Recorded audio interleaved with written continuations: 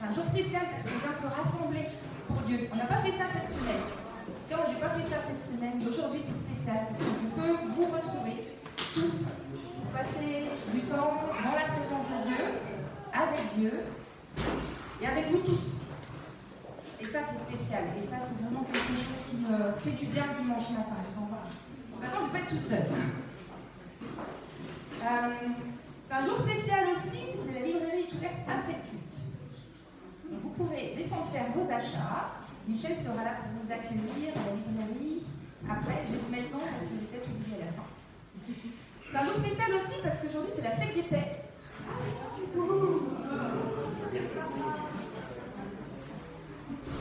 Et je voulais qu'on passe un petit peu de temps là-dessus. Parce qu'à l'école, les enfants préparent des choses pour les fêtes. À la crèche, Adélie a fait quelque chose pour la fête des parents. Donc, je prends pour moi pour ma fête des mères. Et c'est vrai qu'il n'y a peut-être pas forcément de papa chez tout le monde. Peut-être pas forcément de maman chez tout le monde. Et c'est important quand même de honorer quand on a des enfants. C'est peut-être une journée commerciale, mais c'est une journée où Dieu veut honorer ceux qui ont aussi des enfants. Et ce matin, je voulais qu'on honore un père un peu spécial. Est-ce que tu peux nous mettre la diapo, s'il te plaît? Vas-y. Ah, David Beckham, le papa. Il est super fort. Ça, c'est un papa super. Il a 4 enfants, alors ça date, hein. Les photos, le livre de droit, donc les enfants ont tous 20 ans maintenant, mais voilà. Il est super fort. Et puis, qu'est-ce qu'on a? Ah, Bono. YouTube aussi, il a des enfants. Ouais, j'aurais bien voulu dire, waouh, mon père, c'est le chanteur de YouTube, quoi. Il fait des tournées dans le monde entier, il est le plus connu, il a été élu la voix la plus sexy du rock en je ne sais plus quelle année. Voilà, c'est mon père. C'est mon père. Et puis, alors pour ceux qui ne sont pas très musique, vous auriez pu aussi être la fille ou le fils de Will Smith. Il est drôle, il est sympa, il joue bien. Voilà, mon père il est trop fort. Tout le monde le connaît sur la planète. Tout le monde le connaît. Et puis pour ceux qui sont plus jeunes, que c'est tous ces jeunes-là maintenant 20 ans, vous auriez pu être aussi le fils du prince Harry. Et vous dire, mon père il est prince. Waouh! Combien d'entre vous ici ont un papa prince? Voilà. Bon, c'est pas quelque chose qu'on peut dire. Moi, mon père, il n'était pas grand musicien, il n'était pas très connu, il n'était pas prince, et pas un humour à faire marrer tout le monde tout le temps, il était juste prof d'histoire géo. Voilà, mais c'était mon père. Je me suis jamais dit, mon père, il est super fort. Peut-être qu'à la maternelle, j'ai pu faire ça pour pas avoir l'air bête devant les autres, quoi. Et inventer des trucs. Mais c'est pas ces pères-là dont je voudrais qu'on parle ce matin. Je voudrais qu'on parle de quelqu'un qui est juste super fort. Et cette personne-là, c'est Dieu. On va passer du temps ce matin à se rappeler combien Dieu est fort. Et il n'est pas fort parce qu'il gagne plein d'argent en faisant ce qu'il fait. Il n'est pas fort parce qu'il a des talents reconnus sur la terre entière, que d'autres lui envient. Il est juste fort parce qu'il a tout créé. Il a tout créé et il nous a créé chacun d'entre nous. Il nous a voulu chacun d'entre nous. Et ça, c'est quelque chose qui m'a touchée en me disant, ouais, peut-être qu'on n'est pas tous fiers de notre père quand on a eu la chance de le connaître. Peut-être qu'on avait un père juste normal, quoi. Basique, qu'on ne mettrait pas sa photo dans une grande revue. Mais aujourd'hui, on peut dire que parce que Dieu nous a choisis, on peut dire aujourd'hui, je veux l'honorer, c'est sa fête aujourd'hui, et je veux chanter combien il est fort, combien il est grand, et combien il est bon. Je voulais vous lire le psaume 100.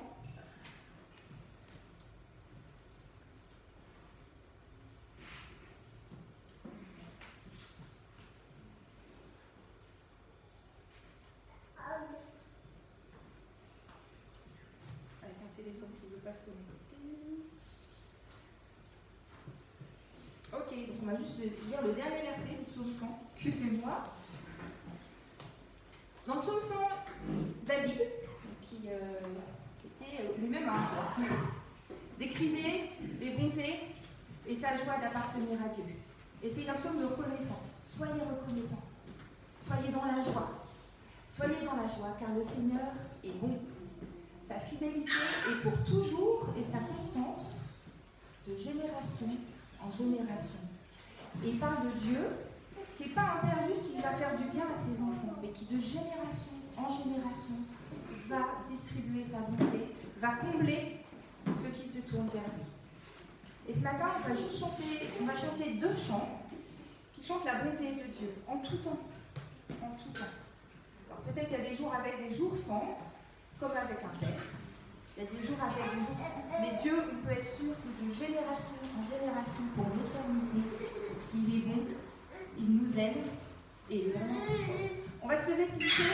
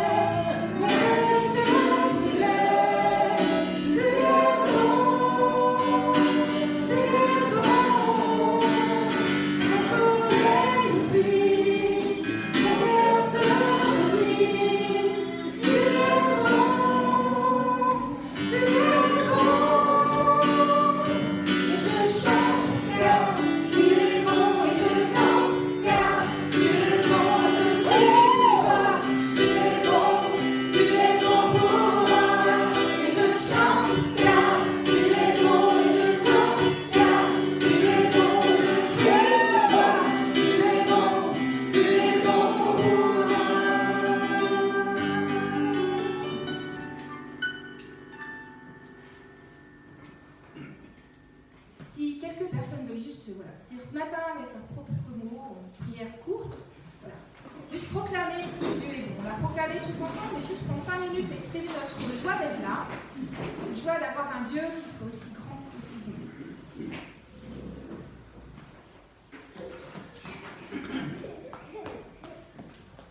Seigneur, merci de ta présence dans nos vies. Amen. Et chaque jour, tes bontés se renouvellent, Éternel.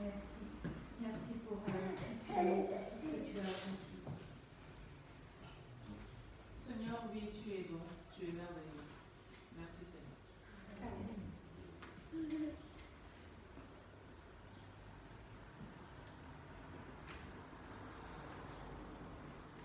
Merci Seigneur pour la joie que tu mets dans nos cœurs à travers cette louange. Oui Seigneur, on est là pour te dire que tu es bon et te mettre au centre de nos vies. On veut juste reconnaître ta présence ce matin et le proclamer encore parce que tu es vraiment un grand Dieu. Tu es un Père formidable et tu es un Dieu tellement bon. Et merci pour tout ce que tu nous donnes et merci pour ta grâce. Amen.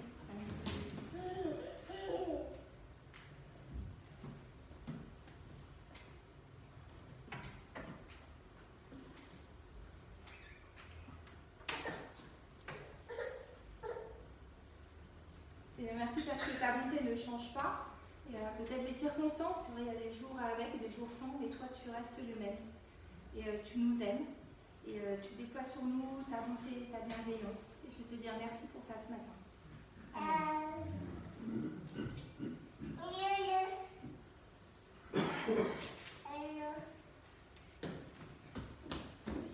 Donner la parole à Olivier, pas pour très longtemps, il va la repasser après. Alors bonjour à chacun. Alors ce matin j'ai la joie de vous présenter Vincent qui va venir porter son témoignage. Alors Vincent, on l'a rencontré dans notre petit groupe par l'intermédiaire d'Adrien. Et du coup, voilà, depuis une année, on chemine dans notre petit groupe de Saleux avec plusieurs personnes, et dont Vincent. Et j'ai demandé tout simplement à Vincent de venir expliquer un petit peu son parcours personnel, son parcours spirituel, son cheminement, et de voir aussi un petit peu tout ce que le petit groupe lui a apporté. Et voilà, il vient tout simplement voilà, aujourd'hui nous expliquer ça, et on est très heureux en même temps de te connaître et d'entendre tout ce parcours. Voilà. Je te laisse à la place. Merci. Bonjour à tous, pour ceux que je n'ai pas encore vu. Donc voilà, alors bon, sachez que je suis très content d'être là aujourd'hui pour vous partager donc, ce témoignage. Merci Olivier de m'avoir permis de faire ça. Donc voilà, c'est assez simple. Hein. Donc, disons qu'elle a plutôt vers l'adolescence, j'ai vécu avec plus des copains qu'une famille, et donc l'amitié est une grande importance pour moi. Et ces copains que je connaissais donc, faisaient partie d'associations comme l'Action catholique ouvrière, la GEC, et j'ai grandi avec ça jusqu'à l'âge de 20 ans, une vingtaine d'années, etc. Donc voilà, j'ai baigné un peu déjà dans ce domaine depuis longtemps. Et puis, par contre, moi je n'avais pas été baptisé, donc j'étais baptisé à l'âge de 28 ans. Et en cadeau de baptême, tous ces copains m'ont offert un voyage à Lourdes. J'ai passé une semaine à Lourdes.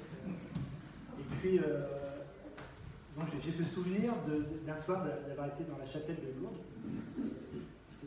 C'est près de la cathédrale de Verdure, c'est vraiment tout en haut d'un flanc de montagne. Et puis j'ai prié un soir dans cette chapelle où il n'y avait personne, il était très tard.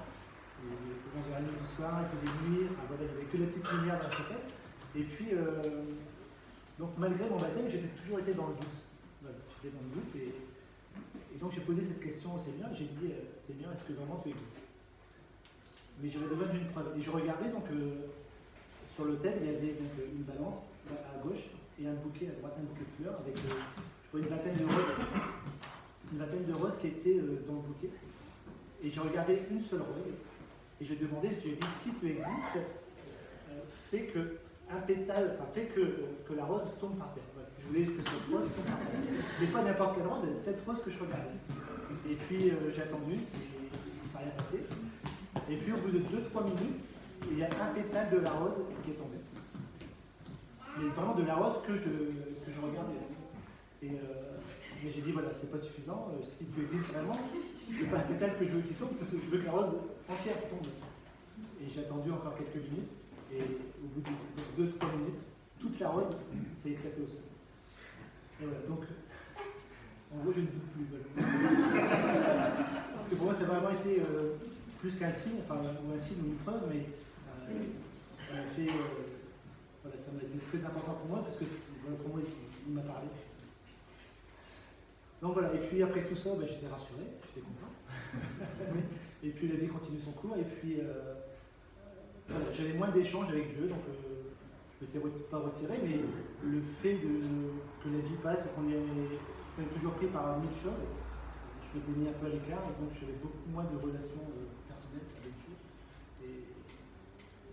Et puis, mais il était toujours présent, voilà, mais pas aussi proche qu'aujourd'hui. Et puis j'ai travaillé donc à moi à l'usine où je travaille, j'ai travaillé avec le père d'Adrien, avec qui on a sympathisé, je me souviens, dès le départ, ça s'est très très bien passé. Et puis donc j'ai rencontré son père, sa famille, dont Adrien. Et Adrien que j'ai revu donc l'année passée, et qui m'a permis, donc en échangeant, on a pas mal discuté.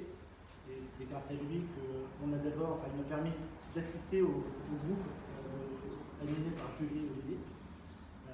Donc on a commencé ces premières interventions. Et alors ça a été quelque chose d'important pour moi, puisque non seulement ça m'a permis de me raccrocher, comme je disais à Olivier, de me raccrocher à la fois et d'être plus présent et voilà, de me sentir vraiment plus proche.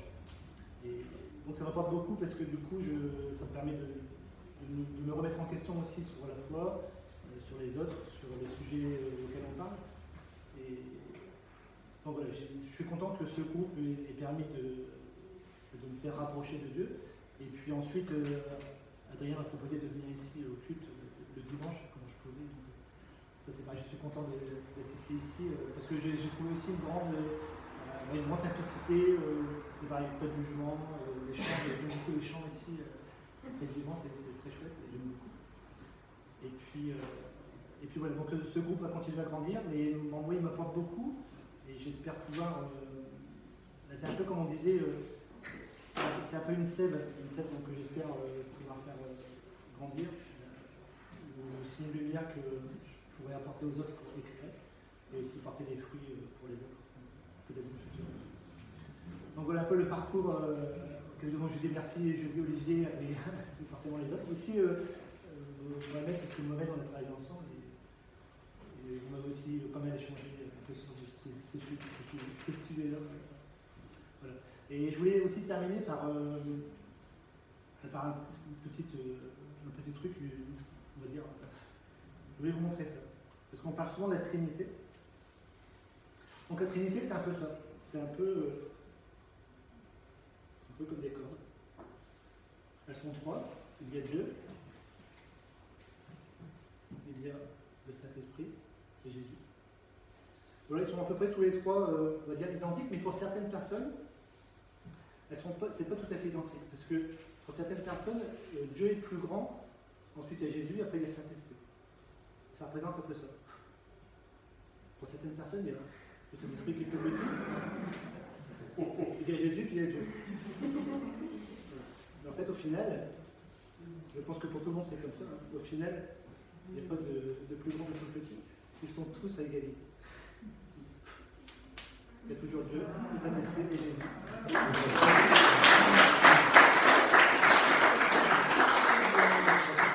Merci à tous.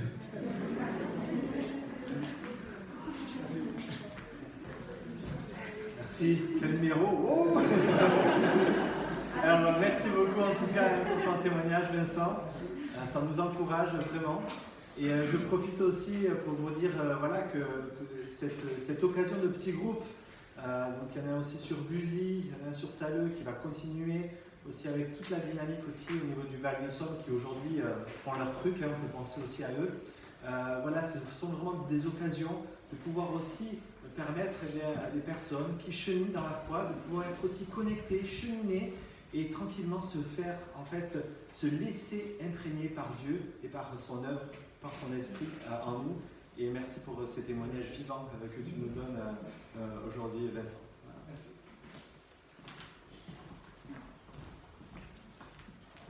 c'est pas de la magie, mais mon téléphone remarche. C'est bien aussi. Et donc je vais pouvoir vous lire un autre passage dans Galates. Donc Galates, c'est le Nouveau Testament, après la venue de Jésus. Et où il est dit lorsque, donc c'est Galates chapitre 4, verset 7. Lorsque les temps furent accomplis, Dieu a envoyé son Fils, né d'une femme et né sous la loi. Ça veut dire Dieu a envoyé Jésus. Et Jésus est né. Quand Jésus est né, il fallait appliquer tout ce qui avait été donné au peuple juif. Donc c'est ça la loi, c'est toutes les étapes. Pour se faire pardonner, il faut faire ça. Quand tu as fait telle bêtise, tu dois faire tout ça pour réparer. Et voilà comment tu dois t'approcher de Dieu. Il y a un certain nombre de procédés à mettre en place pour t'approcher de Dieu.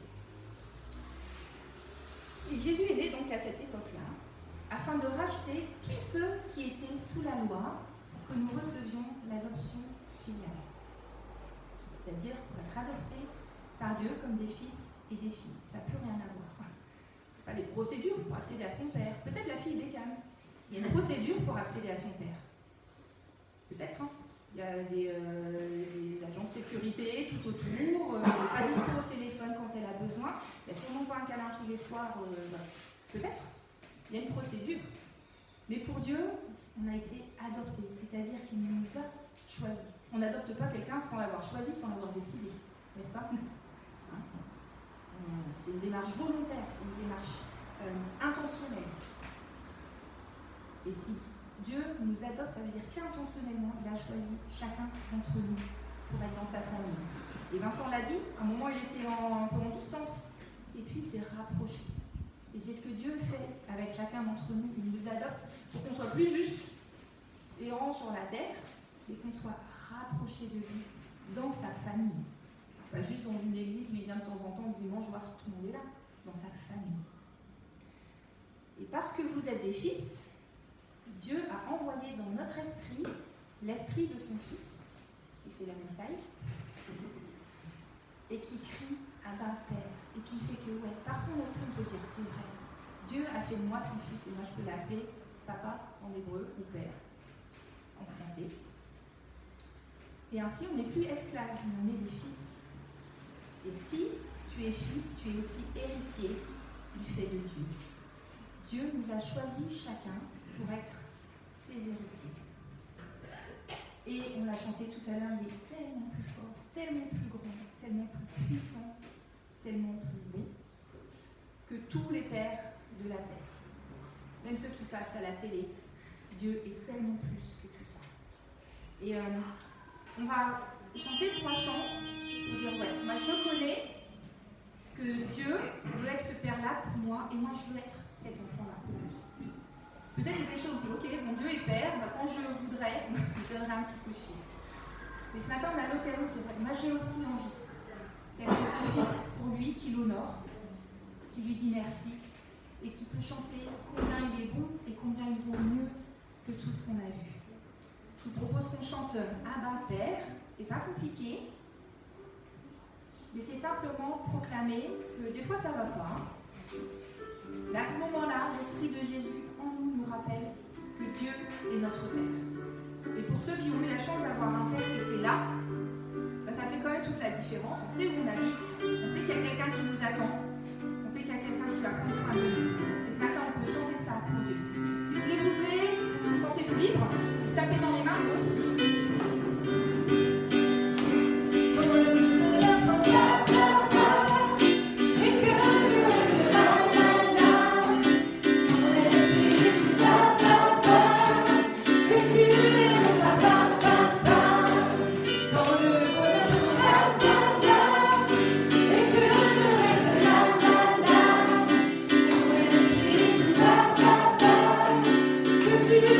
Papa, papa,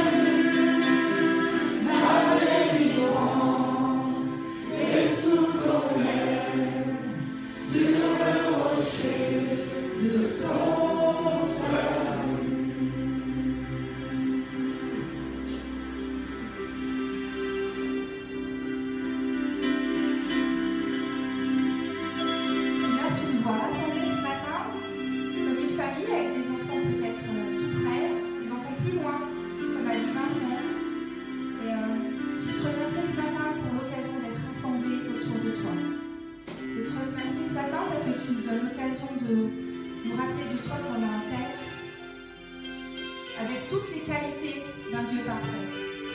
Et Seigneur, merci, parce que pour chacun d'entre nous, tu veux être ce Père-là.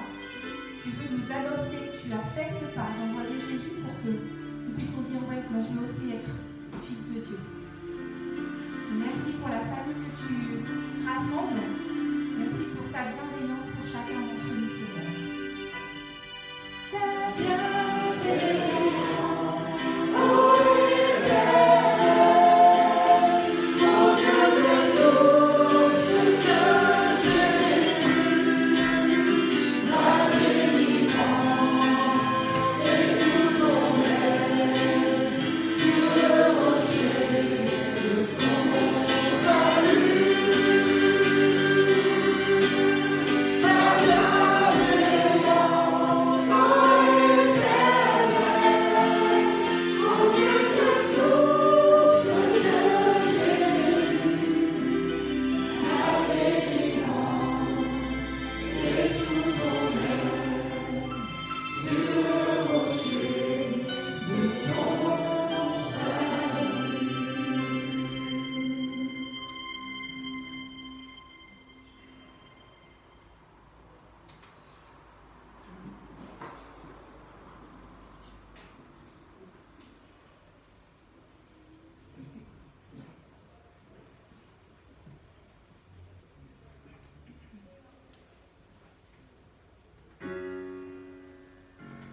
Qui suis-je pour que le roi des cieux ouvre ses bras?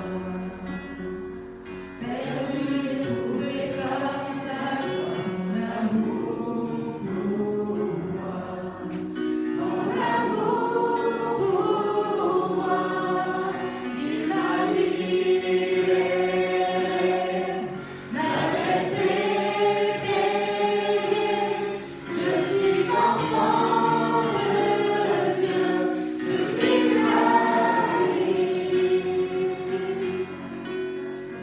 Il m'a racheté à la croix, à sa semblable. J'étais esclave du péché, il m'a sauvé. Jésus m'a sauvé. Il m'a libéré, ma dette est payée. Je suis enfant de Dieu, je suis à lui. Et dans sa maison, j'ai trouvé ma place. Je suis enfant de Dieu, je suis à lui. Je suis choisi et affranchi.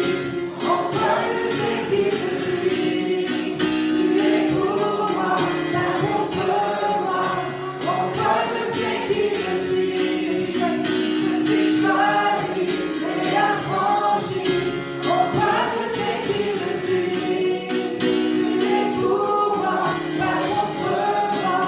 En toi je sais qui je suis. En toi je sais qui je suis. En toi je sais qui je suis. Il m'a libéré. Ma dette est payée. Je suis enfant de Dieu. Je suis à lui. Et dans sa maison, j'ai trouvé ma place. Je suis enfant de Dieu. Je suis à lui.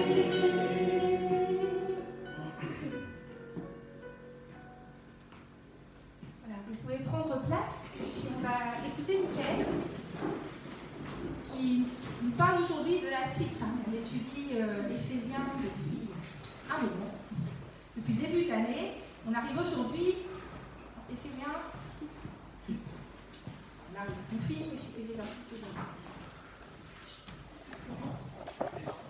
Ah oui, pardon. Alors, les enfants peuvent descendre, c'est le moment. Les tout petits avec Jeanne sont partis, les plus grands primaires descendent avec Christine. joie de rester avec nous et de profiter de Éphésiens 6 pour les grands.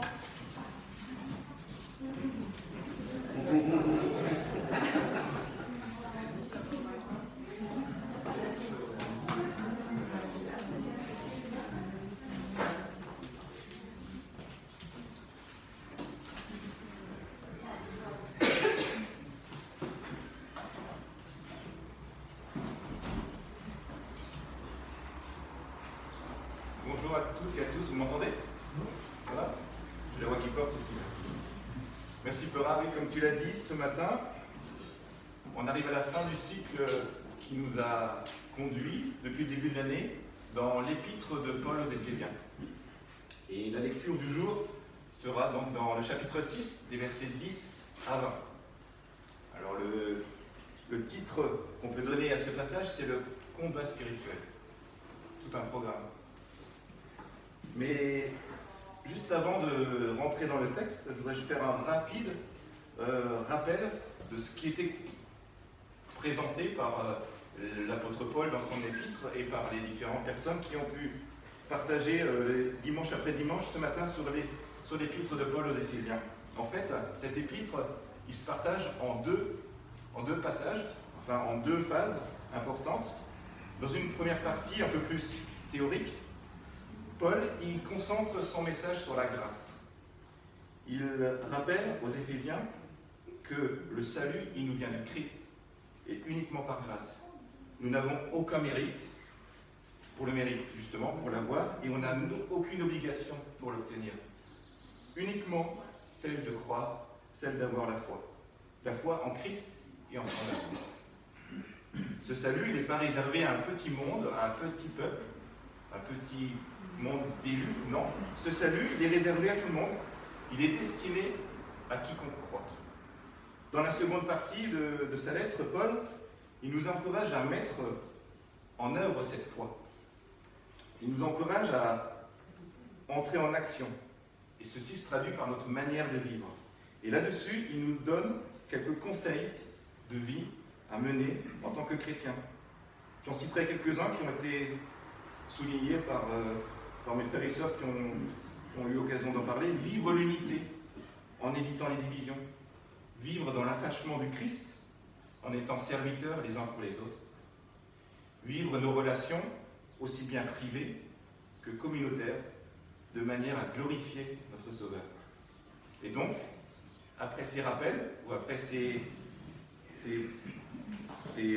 présentations, Paul arrive on arrive ce matin au terme de son épître, de sa lettre.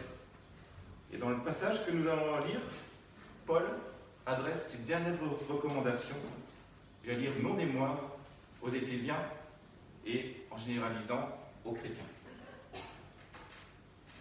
Alors, je vous propose de lire le texte de ce matin, qui s'affiche aussi à l'écran, qui est tiré de la version traduite de Louis II. Donc, Éphésiens 6, versets 10 à 20. Au reste, fortifiez-vous dans le Seigneur et par sa force puissante.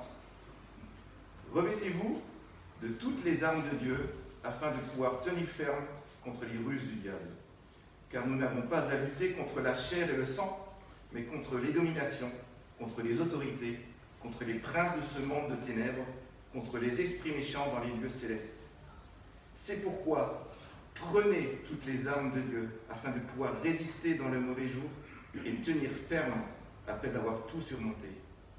Tenez donc ferme, ayez à vos reins la vérité pour ceinture, revêtez la cuirasse de la justice, mettez pour chaussures à vos pieds le zèle que donne l'évangile de paix.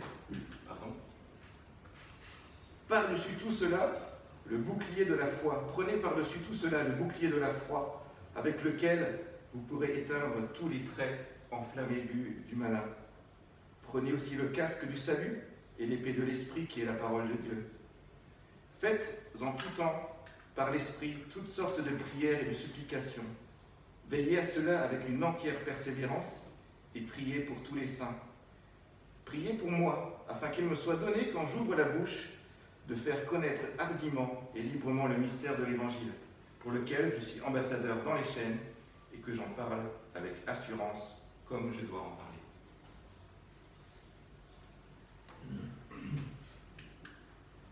Alors malheureusement, la photo passe mal, mais si vous regardez bien dans cette photo, vous voyez écrit sur cette pierre « Prenez toutes les armes de Dieu ». Cette photo, c'est maman qui me l'a envoyée, c'est une photo, c'est d'une pierre que papa avait gravée lui-même, et qu'il avait installée dans la maison. Je suis un peu ému parce que c'est un souvenir.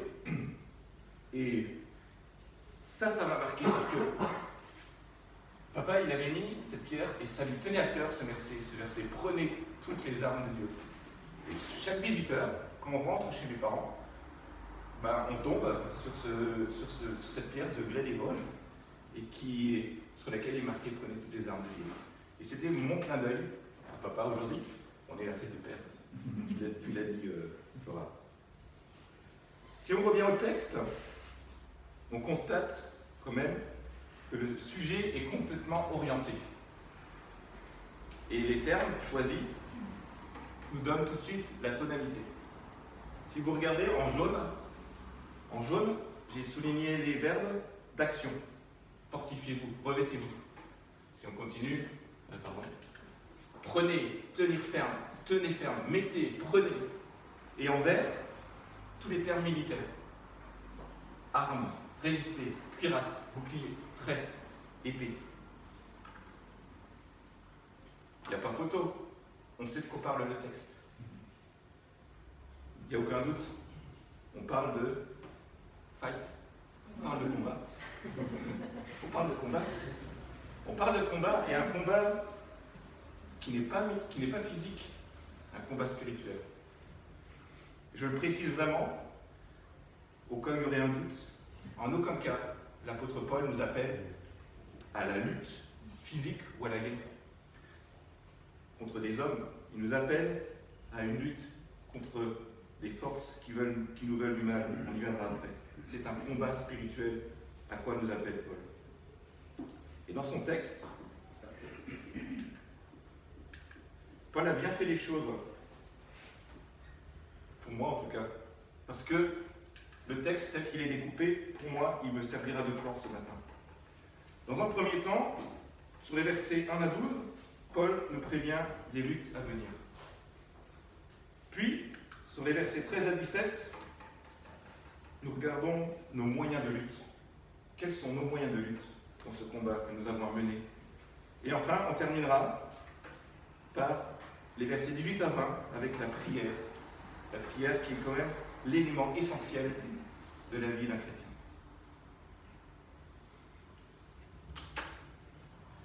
Alors, commençons par la première partie, j'ai intitulé « Des hommes avertis ».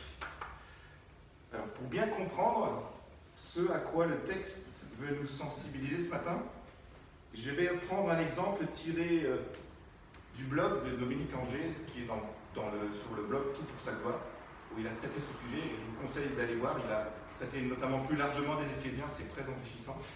Et il a pris un exemple que lui-même a repris d'un professeur de théologie de la fac de Strasbourg, qui s'appelle Oscar Kuhlmann.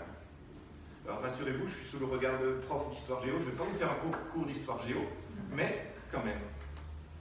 Alors, que voyez-vous là? Une photo du débarquement, le fameux D-Day, 6 juin 1944. On est au mois de juin, il y a quelques jours, on a célébré cet événement. De l'avis de tous les historiens, la réussite du débarquement a été une date charnière dans la Seconde Guerre mondiale. Pourquoi? Parce qu'à partir de ce moment-là, on savait que l'Allemagne nazie allait être vaincue. Ils étaient pris sur deux fronts, le front de l'Est et le front de l'Ouest, et les forces en place étaient inéluctables. L'Allemagne nazie allait être vaincue à partir du moment où le débarquement du 6 juin était réussi. Mais, que voyez-vous à droite? Que voyez-vous à droite? Winston Churchill, et qu'est-ce qu'il fait? Il fait le signe de la victoire. Quel jour sommes-nous? Le 8 mai 1945. Il s'est passé 11 mois entre le débarquement et la victoire totale sur l'Allemagne nazie. Si on fait le parallèle, Et c'est là où l'image, on veut en venir à cette image, le parallèle avec notre vie chrétienne, notre jour J, notre D-Day a déjà eu lieu. Savez-vous de quoi il s'agit? La croix. La croix, exactement. La victoire de Jésus sur la croix. Et surtout la résurrection. La victoire de Jésus sur la mort. Cette victoire, elle a été obtenue le fameux jour J pour nous. Jour de Jésus, si vous pouvez le garder. Mais la victoire totale, on l'attend encore. Ça sera quoi cette victoire totale? Le retour de Jésus. C'est notre espérance, n'est-ce pas? Et nous sommes entre ces deux dates dans notre cheminement de vie chrétienne actuellement. Nous sommes sûrs que nous allons vaincre, puisque le jour charnière est passé, mais nous avons encore des combats à mener. Et Paul attire notre attention. Paul attire notre attention sur cela. Mais nous savons que nous sommes vainqueurs. Et ça, c'est un super encouragement. Alors, pour mener la lutte militaire, mais j'allais dire dans la vie de tous les jours aussi, nos petits comme nos grands combats, il y a deux choses qui sont importantes que nous devons faire. Et Paul y fait allusion dans son verset. Nous devons nous préparer, être prêts au combat, et nous devons aussi savoir contre qui on se bat. Sinon, on peut aller un peu la faire au fusil et on sait ce que ça donne. Donc Paul nous dit, fortifiez-vous dans le Seigneur. J'ai pris une image de, voilà, en pleine randonnée, on s'arrête dans un refuge, on se pose, on prend des forces pour gravir le sommet.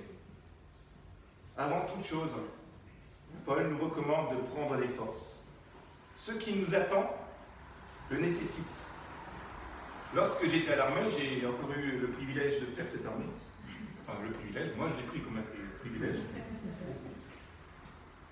Une des premières choses qu'on m'a apprises à l'armée, c'est que, en tant que militaire, se nourrir, se reposer, c'était des actes de combat. Pourquoi? Parce qu'un soldat doit être opérationnel tout le temps.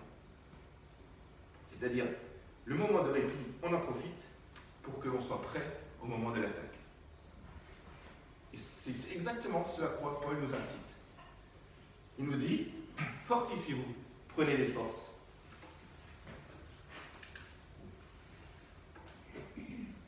Revêtez-vous de toutes les armes de Dieu.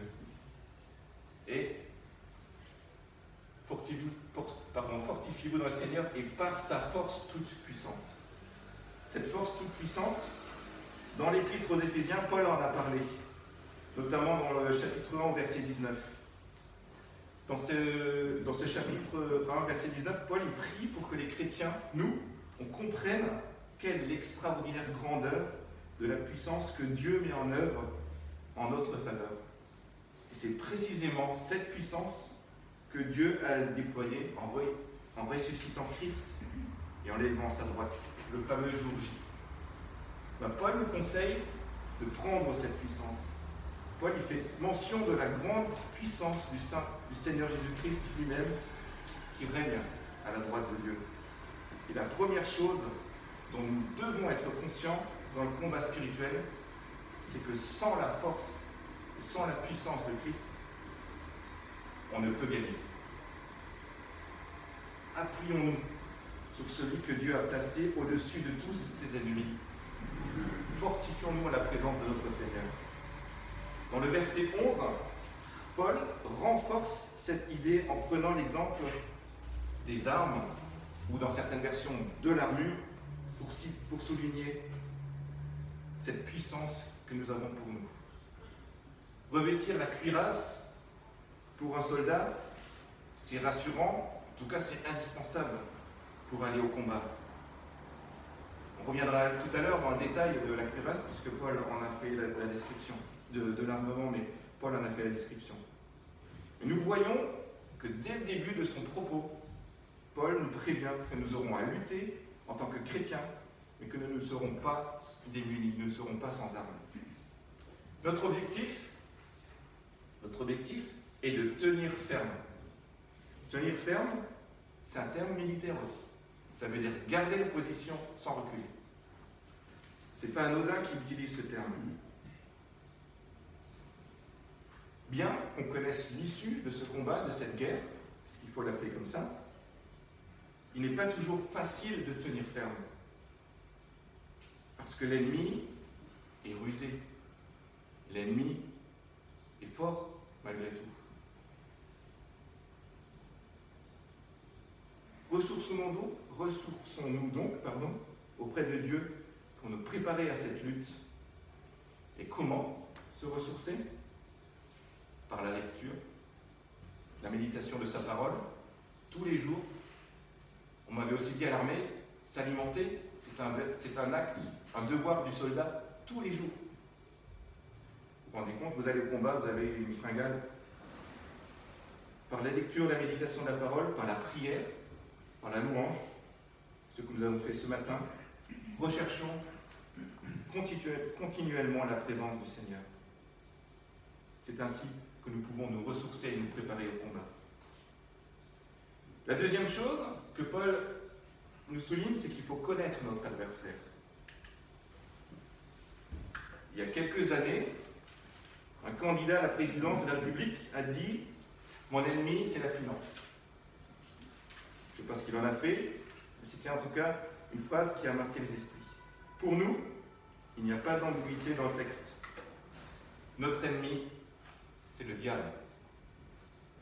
Le diable, cet ange déchu qui se rebellait contre l'autorité de Dieu et a entraîné dans sa chute bon nombre d'autres créatures célestes auxquelles il est fait mention dans le passage. Attention à ne pas nous tromper d'adversaire. Paul le précise bien. Ce n'est pas contre la chair et le sang, ce n'est pas contre les hommes que nous avons à nous battre. C'est contre le diable. Pour ma part, moi j'ai longtemps fait une interprétation erronée de ces textes, je l'avoue. J'ai souvent considéré l'homme mauvais, celui qui me veut du mal, ou celui qui a des idées mais complètement à l'opposé de mes valeurs chrétiennes, comme un ennemi, comme mon ennemi. Mais ce n'est pas cela que dit Paul. Ce n'est pas contre l'homme que nous devons lutter. Christ nous a demandé d'aimer notre ennemi. Et ici même, dans notre milieu évangélique, on dit souvent, c'est une vérité, que Dieu aime l'homme, mais a horreur le péché. Eh bien, aimons notre prochain et ayons en horreur le péché et son instigateur, le diable.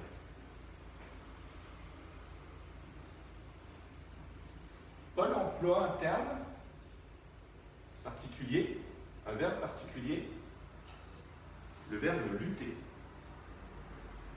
Car nous n'avons pas à lutter contre la chair et le sang, mais contre les dominations. Lutter est un terme bien particulier. C'est un combat au corps à corps. Le sport, la lutte que vous connaissez, les gens ne sont pas à distance, il n'y a pas un terrain, un filet. Ils s'empoignent, ils se mettent par terre, etc. C'est ce genre de combat à quoi Paul nous prépare. Donc quelque part, c'est une lutte qui est intense. C'est un corps à corps. Ne soyons pas découragés pourtant. Je le répète, car le diable est déjà vaincu. Souvenez-vous, ce fameux jour J. Mais, autre danger, ne soyons pas incrédules ou inconscients en prenant cet avertissement à la légère. Dans le contexte de l'Antiquité, à l'époque de Paul, les croyances aux esprits, c'était chose commune, chose courante, c'était dans la société un acquis. Dans notre société contemporaine, avec le relativisme, le doute, le scepticisme, voire la négation, le fait de croire aux esprits, c'est quelque chose de moins évident. Mais Paul nous avertit, ce que nous voyons avec nos yeux n'est que partiel par rapport à la vraie réalité. Il existe un monde des ténèbres, un monde parallèle, un monde invisible. Et le combat, le véritable combat, il se joue dans ce monde invisible. L'ennemi est bien là. Et il rôde autour des chrétiens à la recherche de la moindre occasion pour leur nuire et les faire tomber. Ne pouvant s'attaquer à Dieu lui-même, puisqu'il a été vaincu, il s'attaque à son peuple, ce que Dieu a de plus cher. Il s'attaque à nous, les chrétiens. Le diable ne supporte pas de voir des personnes quitter sa domination pour celle céleste de Christ. C'est là tout l'enjeu de la lutte. Et quelle est la tactique du diable? Paul le précise, c'est écrit, je crois que c'est après. La tactique du diable, Paul l'a précisé, c'est la ruse, mais aussi la tromperie, le mensonge, le doute. Les exemples dans la Bible sont nombreux. On commence par la Genèse, avec la tentation, le serpent et Ève, jusqu'à la tentation ratée, bien évidemment, de Jésus dans le désert. Et Satan essaie toujours de mettre le doute. Et si c'était vrai? Et si? Et pourquoi pas? Et est-ce que... Il cherche la moindre faille. Le diable est un ennemi insidieux et sournois qui guette la moindre faille, je disais, pour mettre la division, pour monter les uns contre les autres. Et en plus, il varie ses attaques et fait preuve de créativité magnifique, je dirais. D'où, je le répète, l'obligation pour nous de nous fortifier, de nous nourrir spirituellement, sinon, si nous comptons sur nos seules propres forces humaines, c'est perdu. Je disais tout à l'heure que nous devons cependant pas craindre le diable plus qu'il ne faut. Il faut s'en méfier, il faut être vigilant sur nos gardes. Mais le texte, il est rassurant pour nous chrétiens. Alors, il se peut, moi quand j'étais plus jeune, j'en avais peur. Parce que c'est dans l'apprentissage de la foi, dans l'apprentissage de la vie, c'est quelque chose qui impressionne. Mais il faut s'en méfier, je le disais, mais le texte est vraiment rassurant pour les chrétiens. Parce que grâce à l'armure que Dieu nous donne, il est tout à fait réaliste d'espérer tenir ferme contre ces ruses. Soyons prêts au combat avec les armes de Dieu. Nous voilà donc prévenus. Nous connaissons notre ennemi, nous connaissons sa manière d'agir. Nous sommes équipés et armés pour répondre à ces attaques qui peuvent, je le disais, être très violentes. N'ayons pas peur de l'issue du combat, parce qu'elle est connue. La victoire est acquise. N'est-ce pas encourageant? Il nous faut tenir ferme.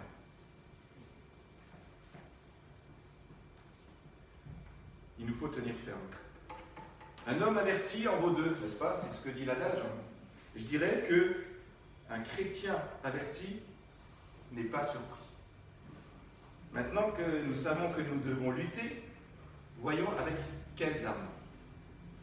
Donc je vous propose de passer à la deuxième partie de notre plan.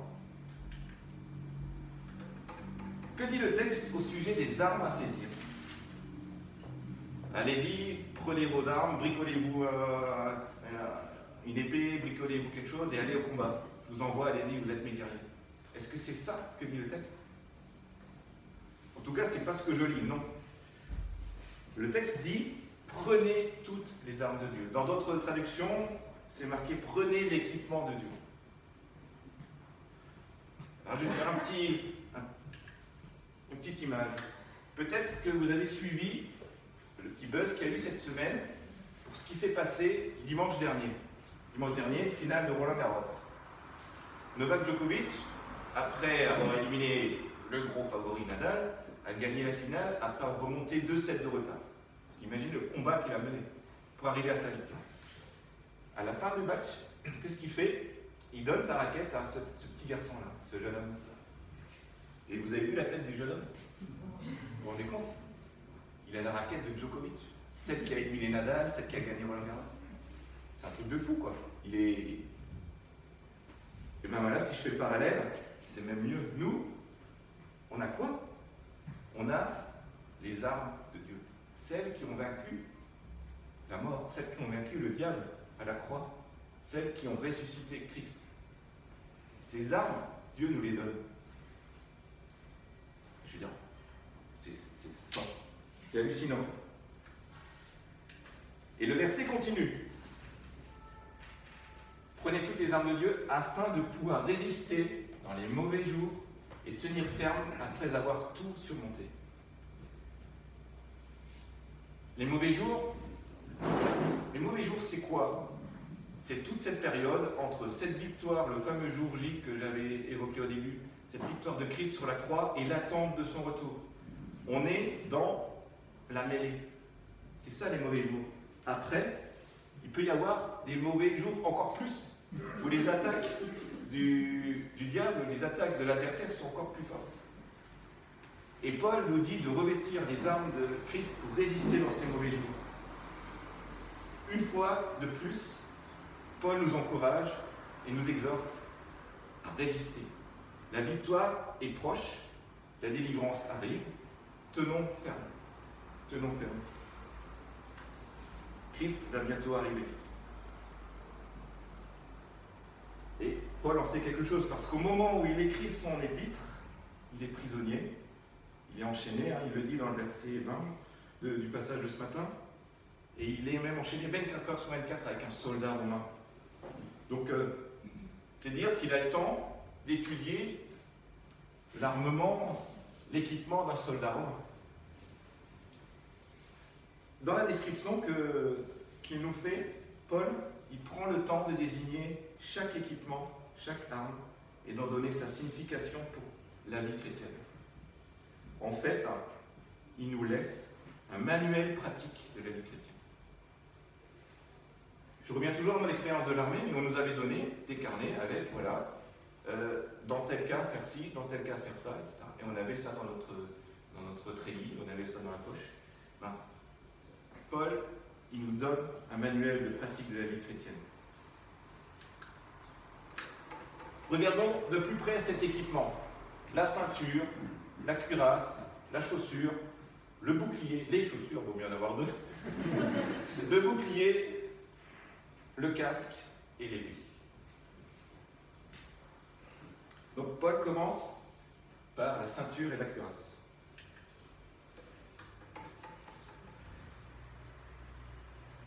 Donc tenez donc ferme et ayez autour de la taille la vérité pour ceinture et revêtez-vous de la cuirasse de justice. La vérité qui sert de ceinture, c'est la vérité de l'Évangile, de la bonne nouvelle de Jésus-Christ. Il était question de ce message de vérité dans la lettre aux Éphésiens, notamment au chapitre 1, verset 13. Notre première arme, c'est donc notre attachement au message du salut de Jésus. La ceinture, c'est ce qui pose un homme. Ben, la ceinture, c'est une affirmation de vie. Vivre dans la vérité de Christ. Vient ensuite la justice, ou dans d'autres versions la droiture, en guise de cuirasse. C'est la manière d'agir et de vivre qui correspondent aux normes de Dieu, à l'enseignement de Dieu. Il s'agit donc d'une justice pratique de tous les jours, vivre selon l'enseignement de Dieu. Vivre en imitant Jésus-Christ. Quand on marche droitement, selon l'enseignement de Jésus-Christ, on inflige, sans s'en rendre compte, mais des coups puissants à l'ennemi, qui n'a d'autre choix que de reculer. Est-ce que nous vivons dans la lumière et lui, il est le prince des ténèbres? Viennent les chaussures. Les chaussures, mettez pour chaussures à vos pieds le zèle que donne l'évangile de paix. Lorsqu'il parle des chaussures, Paul évoque un passage du prophète Ésaïe. Vous pourrez le lire si vous voulez. Ésaïe 52, verset 7. Le texte dit: comme il est beau de voir sur les montagnes les pas du messager d'une bonne nouvelle qui annonce la paix, qui parle de bonheur et qui annonce le salut, qui dit à Sion, ton Dieu règne. Dans la lettre aux Éphésiens, Paul nomme l'évangile comme une bonne nouvelle de paix. Car c'est une bonne nouvelle qui permet la réconciliation des hommes avec Dieu et la réconciliation des différents peuples entre eux. En tant que chrétiens, nous sommes messagers de cette bonne nouvelle et nous faisons tout pour qu'elle progresse. Il suffit de regarder derrière mon dos la vision de notre Église, rayonner simplement Jésus-Christ là où nous sommes. Lorsque nous mettons les sandales à nos pieds, nous désirons ardemment que l'Évangile, la bonne nouvelle de paix, se répande. Ensuite, Paul évoque le bouclier. Prenez par-dessus tout cela, le bouclier de la foi. Le bouclier, il s'agit, quand il parle du bouclier, Paul nous incite à nous approprier les promesses de Dieu. Ce que Dieu a promis, méditons-le, travaillons-le et acceptons-le. Parce qu'on le dit souvent, lorsque tout va bien, les promesses sont faciles à accepter. Lorsque l'ennemi nous attaque, nous envoie ses traits enflammés, c'est peut-être plus compliqué. Mais il nous encourage à nous appuyer sur ses promesses. Dans le texte, il est dit les traits enflammés. Les traits enflammés, c'est des flèches que l'ennemi envoyait avec du feu. Et sur les boucliers des soldats romains, mais d'autres peuples aussi, ils étaient recouverts d'une peau qui était humidifiée, qui était mouillée, pour que les flèches enflammées, elles s'éteignent au contact du bouclier. Eh bien, voilà ce qu'est pour nous le bouclier de la foi. C'est un abri qui nous protège des flèches enflammées du Seigneur. Et je terminerai, il y a encore deux armes à voir, le casque et l'épée. Le casque du salut. Le casque du salut, je disais tout à l'heure, notre salut, il est déjà accompli. Christ est mort et ressuscité. Si nous croyons en lui, Paul nous l'a présenté dans les chapitres précédents, nous avons accès à ce salut. Si nous avons la foi, nous sommes sauvés. Ça, c'est un acquis.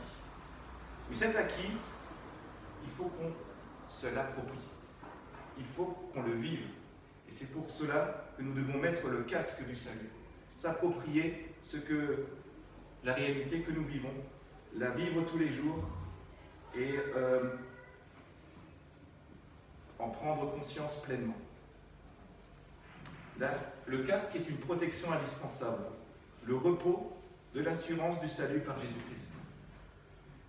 Et enfin, je terminerai, Paul termine par l'épée. Alors l'épée, c'est une arme un peu particulière dans cet arsenal, parce que c'est la seule qui permet aussi de donner des coups. Les autres armes sont des armes défensives, celle-ci permet aussi l'offensive. Et cette arme, c'est la parole de Dieu, le meilleur de toutes. Et la parole de Dieu, c'est l'Esprit Saint qui en garantit l'efficacité, d'où l'expression que prend Paul, l'épée de l'Esprit. Quand on déclare la parole de Dieu, on manie une arme puissante à laquelle l'ennemi ne peut résister. Il ne s'agit pas simplement de brandir un livre, il s'agit plutôt d'avoir la parole de Dieu en soi, dans son cœur, et de la transmettre autour de soi. Voilà les différentes armes. Alors, c'est rapidement survolé, mais voilà les différentes armes que Dieu met à notre disposition. Et repassons-nous régulièrement le nom de ces armes et leur signification dans notre tête pour mieux nous les approprier. Je le rappelle, c'est un vrai manuel de survie du chrétien dans une terre hostile. Nous arrivons maintenant à la troisième partie de notre passage. Et je dirais que Paul, il a gardé le meilleur pour la fin, ou l'argument de poids, en tout cas, l'argument le plus fort pour mener la lutte, c'est la prière. Le fil rouge de notre lutte, ici-bas, se trouve dans notre vie de prière, dans notre connexion à Dieu. La prière, c'est plus qu'une arme supplémentaire. C'est le fil rouge. C'est le fil conducteur qui rend les autres armes efficaces. C'est ce cordon qui nous lie en permanence à Dieu. S'il est rompu, nous sommes faibles. Avec la prière, nous sommes forts. Mais la prière, ce n'est pas une incantation magique. Prier, c'est dialoguer avec Dieu. Prier, c'est lui remettre ce qu'on a sur le cœur. Prier, c'est aussi lui remettre ce qu'on a à cœur. Faites en tout temps par l'Esprit toutes sortes de prières et de supplications. Veillez à cela avec une entière persévérance et priez pour tous les saints. Lorsqu'il nomme les saints, il s'agit de tous les autres, pour tous les chrétiens. Prier relève du devoir du chrétien. Ce n'est pas anodin de prier. C'est l'Esprit, Dieu lui-même, qui nous guidera dans nos prières, à condition que nous nous mettions sous sa conduite. Paul nous exhorte à faire preuve de vigilance et de constance dans la prière, car la tentation du relâchement, du découragement est forte quand la bataille spirituelle fait rage. Et Paul décrit une vie de prière riche et vaste. Je crois que c'est... Non, tant pis. Il nous dit de prier en tout temps, en toutes circonstances, toutes sortes de prières et de supplications pour tous les saints. Oui, nous avons tous besoin de prière. Prions pour nos frères et sœurs, prions pour nous, sollicitons le soutien de nos frères et sœurs dans la prière. Voilà aussi qui nous interpelle sur notre propre vie de prière. Voilà aussi la raison des réunions PEPS que nous avons régulièrement ici à l'Église. Partage, étude, prière. Prier, c'est le premier acte de combat que nous menons contre l'ennemi. Prions chacun, prions ensemble, prions pour nous, prions pour et avec les autres. Prions en tout temps. Il existe un rapport direct entre les prières qui montent en faveur des chrétiens et aussi le déroulement du combat spirituel dans leur vie. Paul en savait vraiment quelque chose. C'est la raison pour laquelle, dans les versets 19 et 20, il implore les Éphésiens, ses lecteurs, de prier pour lui. Il leur dit « Priez pour moi afin qu'il me soit donné, quand j'ouvre la bouche, de faire connaître hardiment et librement le mystère de l'Évangile, pour lequel je suis ambassadeur dans les chaînes et que j'en parle avec assurance comme je dois en parler. Ce que veut Paul avant tout, c'est pouvoir annoncer l'Évangile avec assurance. » Là, nous passons à l'offensive. C'est-à-dire annoncer l'Évangile avec hardiesse, clarté et courage. Puissions-nous individuellement et en Église avoir constamment ce même désir. C'est un exemple pour notre vie. N'oublions pas que notre mission en tant que chrétiens, c'est avant tout d'annoncer l'Évangile autour de nous. Même en conditions difficiles, même si le combat fait rage, suivons l'exemple de Paul. C'est possible par la foi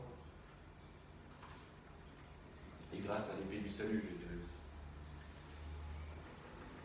Pour terminer, pour conclure, je voudrais vraiment que chacun de nous soyons encouragés par ce texte. C'est un vrai message d'espérance. C'est un vrai message d'espérance que nous donne Paul. Avant toute chose, nous sommes assurés de la victoire par celui qui vit en nous, le Saint-Esprit. Ne nous endormons cependant pas. Veillons et prions. L'ennemi rôde, il existe bel et bien une lutte, un combat spirituel dans lequel nous sommes engagés. Nous sommes prévenus.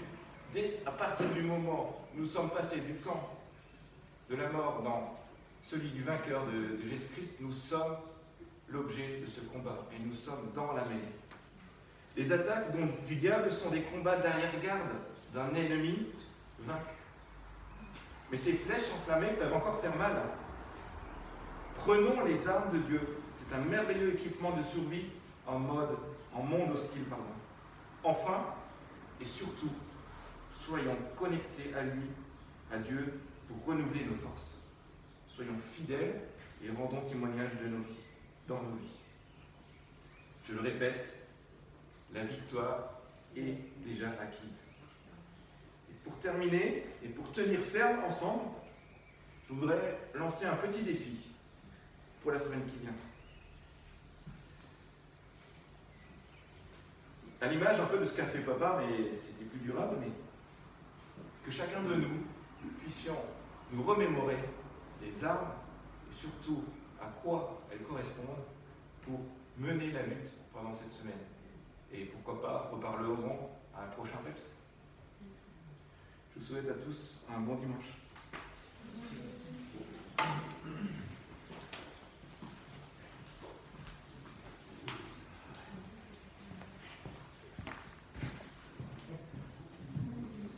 Merci Mickaël.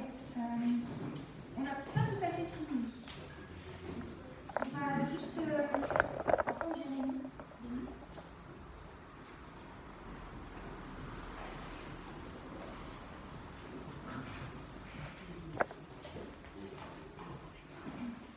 Bonjour à tous.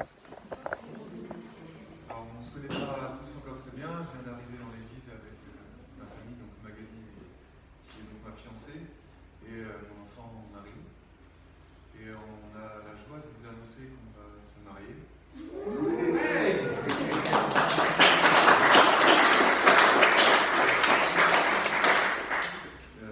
suis un peu ému, désolé. Donc ça va arriver le 17 juillet. Donc on aimerait vraiment que vous soyez avec nous ce jour-là. Je ne sais pas, j'imagine au mois de juillet vous allez être tous pris.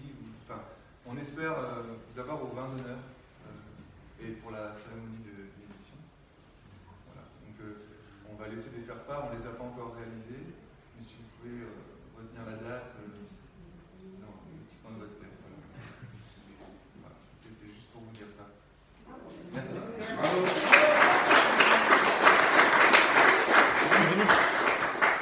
Alors, puisqu'on vient d'être encouragés à prier les uns pour les autres, alors je sais que Magali et Marie ne sont pas là. Oui. Je voudrais qu'on profite que tu es là, que tu partages cette bonne nouvelle avec nous aussi pour t'accompagner de nos prières. Oui. Parce qu'on sait, et Mickaël l'a dit, hein, le combat, il est chaque fois qu'on fait un pas avec Jésus, on avance, on prend une décision, on décide de l'honorer, on sait que le combat va être là. Et nous, notre rôle, en tant qu'Église et en tant que famille, c'est aussi de vous accompagner. Tu veux prier une chose?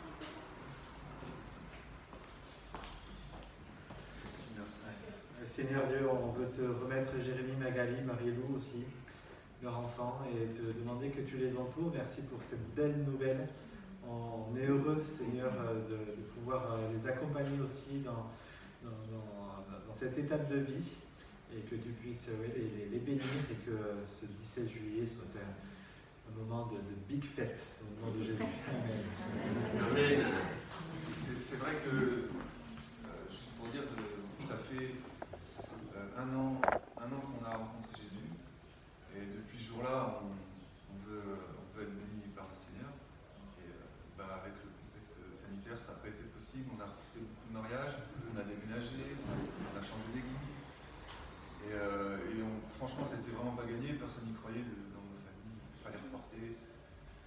Et la date, on voulait le mois de juillet, on l'a eu, on ne sait pas comment. Donc il y a réellement une lutte, hein, déjà depuis, ça fait 2 ans qu'on est fiancés. On s'était fiancés avant d'avoir rencontré Jésus. Mais bon, c'est devenu plus. Ça a été vraiment un choix après de se marier. Et donc, oui, c'est une lutte, et le jour du mariage, ça va être une belle victoire. Et on aimerait bien que vous soyez avec nous voilà, pour chanter. On aime bien fêter les victoires. Merci. Voilà. Et Mickaël parlait tout à l'heure d'une armée. Il me dit, il y a un truc qui... Enfin, c'est pas que Paul a oublié quelque chose dans les armes, mais par exemple, l'armée, elle chante quand elle avance. Aussi se donner du courage. Je voulais qu'on parte ensemble avec un chant qui dit simplement ce qu'on a dit ce matin. Nous avons un Dieu qui est puissant. Et si on a la victoire, et si on peut se permettre de se lever fort de ce que Dieu nous a donné, c'est parce qu'il est puissant, il est redoutable, et c'est lui qu'on veut honorer, et c'est rempli aussi de sa puissance qu'on peut avancer. Je vous propose qu'on chante ensemble ce dernier chant avant de partir chacun dans notre semaine, dans nos combats, des combats avec l'assurance que Dieu est avec nous, qu'il est ressuscité et qu'il est vainqueur.